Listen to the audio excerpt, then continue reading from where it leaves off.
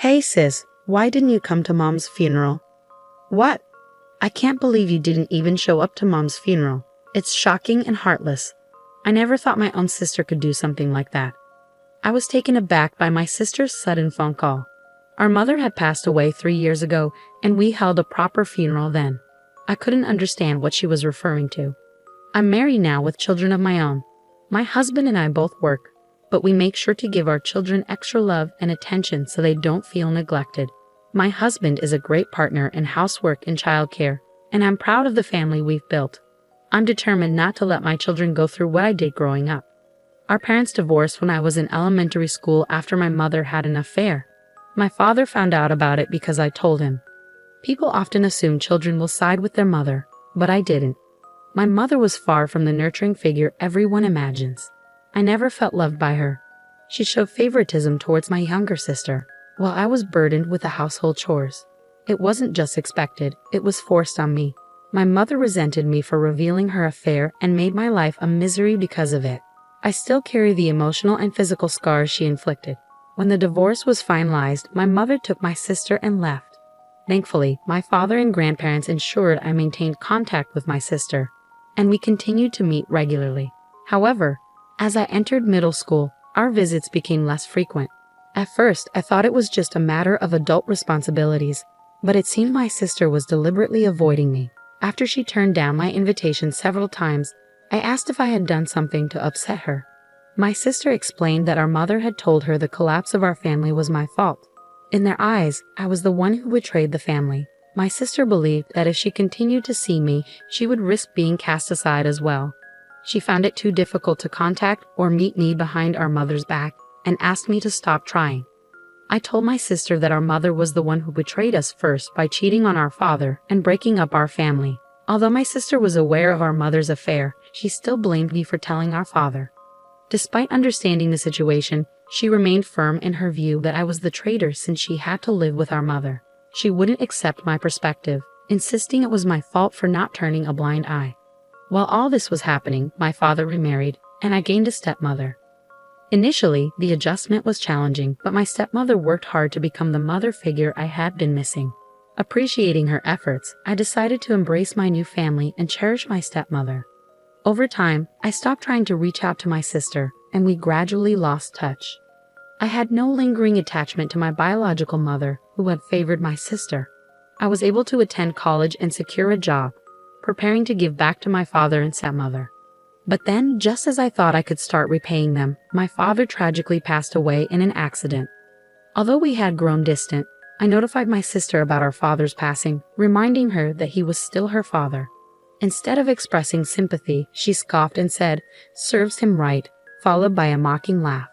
I thought she might attend the funeral, but neither my biological mother nor my sister made an appearance. Their absence was surprising, but they both showed up later when the time came to discuss my father's inheritance. Their sudden arrival caught everyone off guard, especially given their flashy and overly elaborate attire and makeup.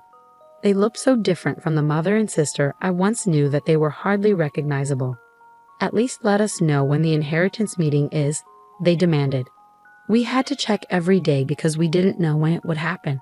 My mother claimed she had been waiting nearby since the funeral ended, eager to join the inheritance discussions. It seemed more appropriate for her to attend the funeral instead, especially since the meeting was scheduled for the day immediately following the funeral.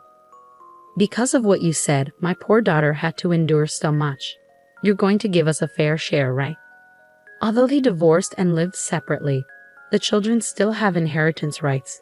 I never intended to deny that. My father's personal estate wasn't substantial enough to be widely distributed among the family. I can support myself through my job, and my stepmother is young enough to continue working. She seems inclined to work for a while longer, so even if I handed over my father's estate to my biological mother, my stepmother wouldn't be financially strained. To avoid further disputes, I decided to forgo my claim to my father's inheritance. What a fool! He made such a big deal out of a minor affair and pushed for a divorce. I agreed because staying with such a narrow-minded man was stifling. It wasn't our dad who left Mom, it was Mom who left our miserly dad. Poor you, having to grow up with such a father. My mother mocked and belittled my late father, while my sister joined in, laughing harshly and echoing her criticism. My sister went as far as to insult me, suggesting it was pathetic that I was raised by a father who had been abandoned.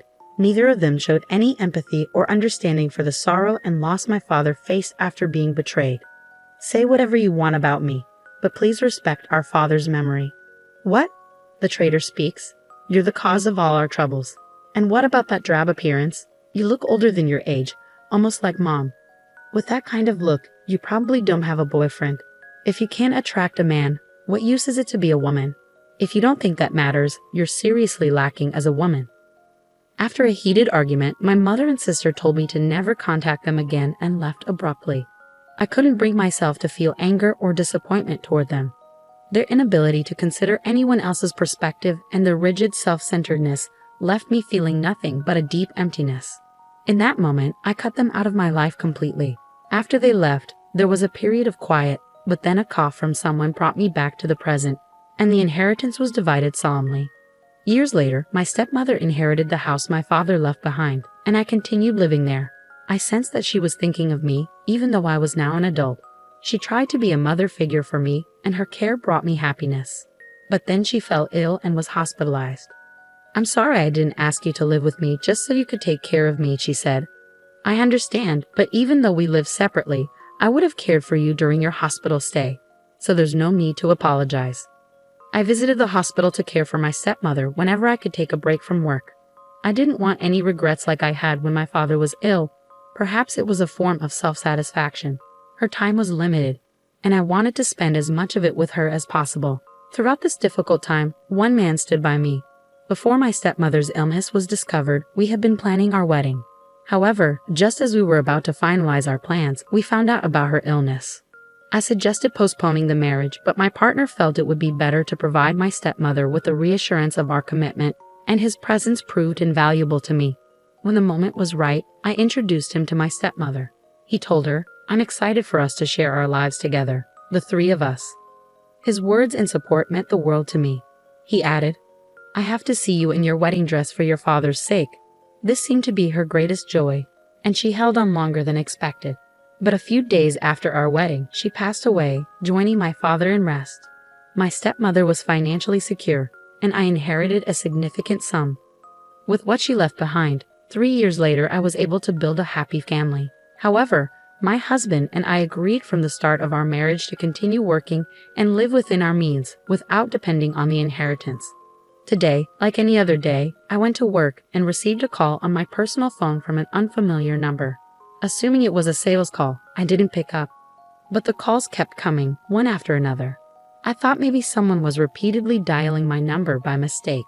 At the end of the day, I decided to answer, and to my surprise, it was my estranged sister. Finally, where were you? What do you mean? How could you forget our mother's funeral? Of course. She sounded like she was crying heavily. What are you talking about? Our mother's funeral happened 3 years ago. Huh. There was a brief silence, and then she continued angrily. Maybe your stepmother died too. I'm talking about a real mother, and calling someone unrelated to you mother is just wrong. I found her tone irritating, but I tried to set it aside, understanding that the loss of her mother was likely a significant shock for my sister. For me, my stepmother was my real mother. She married a man with a child and instantly became a parent to a middle schooler. It wasn't until I had my own family that I fully grasped the challenges she faced. I believe the experience of nurturing a life within oneself is a time for a mother to grow in self-awareness and dedication. Of course, there are many ways to create a loving family, such as through adoption, without a biological connection. However, stepping into the role of a mother to a middle schooler unexpectedly is no easy feat, no matter how you look at it. Reflecting on my stepmother's efforts and concerns, all I feel is deep gratitude. I am eternally grateful to the stepmother who raised me. She is the model of the mother I aspire to be. Biological connections mean little. My sister's so-called real mother never even acknowledged my existence. When I think of the word mother, it's my stepmother who comes to mind, not my birth mother. At first, I was confused. I had assumed she was talking about my stepmother. Once I understood what my sister meant, I responded with a lack of interest. Oh, I see. I could hear what sounded like her hitting or stomping on something in frustration over the phone. What? That indifferent tone. The funeral has already happened. How could you not attend your own relative's funeral? You're so heartless. You must not have a drop of compassion. Though she raised a valid point, my sister had also skipped our relative's funeral. Our late father loved both of us dearly, and he was far more caring than our mother. In fact, neither my birth mother nor my sister attended our father's funeral, yet they took his inheritance and spoke ill of him. If you ask me, it seems more like they're the ones who lack compassion. Indifferent? Weren't you the one who said we were strangers? Huh. You got involved in the inheritance despite skipping Dad's funeral, right? Weren't you the one who told me never to contact you again? And I only just found out about our mother's death. After a pause, my sister murmured a small, "Oh, I forgot to tell you about the funeral." Well, I'm glad you remembered. I'm going to waive any inheritance related to that woman, so you can do as you wish with it. With that, I ended the call. However, my sister, perhaps not fully grasping the situation, contacted me again a few days later. "Katie, I need your help. It seems our mother hinted at marriage to several men. Isn't that considered marriage fraud? They're threatening to sue me for compensation if I don't comply. I'm getting bombarded with demands. Just pay them. If I could, I wouldn't be calling you. Didn't you hear me say several men? It's not just one or two. Some of them seem really shady too. That's unfortunate, but let's not forget, you were the one who told me not to contact you again. Plus, it was no secret that our mother had a habit of being involved with men since she cheated on our father while he was still alive. In fact, it wasn't just one affair. If it had been a single lapse in judgment, our father might have considered forgiving her. Only he would truly know the situation. It's possible that I couldn't accept our mother, given her multiple relationships while raising us. My father tried to adopt my sister multiple times with the help of a lawyer, but I was informed that my sister didn't want to leave. I had to let go of the idea. My sister chose to stay with our irresponsible mother, even though she witnessed her behavior firsthand. Even if our mother had left a strong impression on her, my sister's decision to remain with her, despite the shared memories we have, speaks to her own responsibility as an adult. Lahas. You know you were the one calling me a traitor all this time. I don't need a sister who labels me that way. You're the one who declared us strangers first. So don't show up now and pretend we're family. It's unwelcome. Don't ever contact me again. We're strangers, remember. I ended the call without waiting for my sister's response. I blocked her number and went back to my family. Later, I got a call from my biological mother's relatives.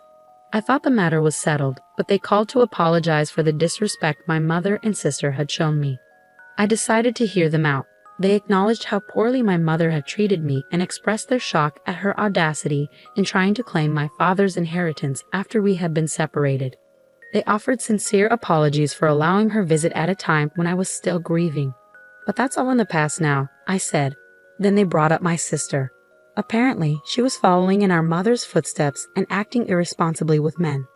Since her return, they had repeatedly warned her that she would face consequences if she didn't change her behavior. Instead of heeding their advice, my sister had become just like our mother, and they could no longer manage her.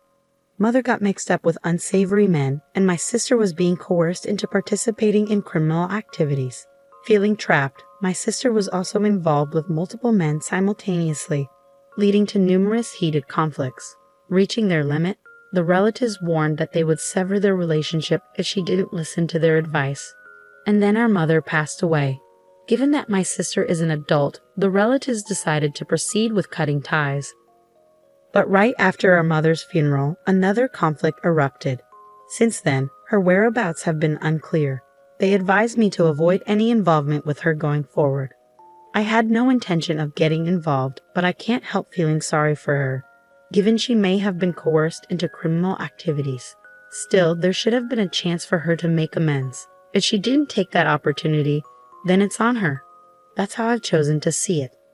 After ending the call, I heard my husband and children laughing joyfully in another room. I want to safeguard this family, so I've resolved to live my life using my biological mother and sister as cautionary examples.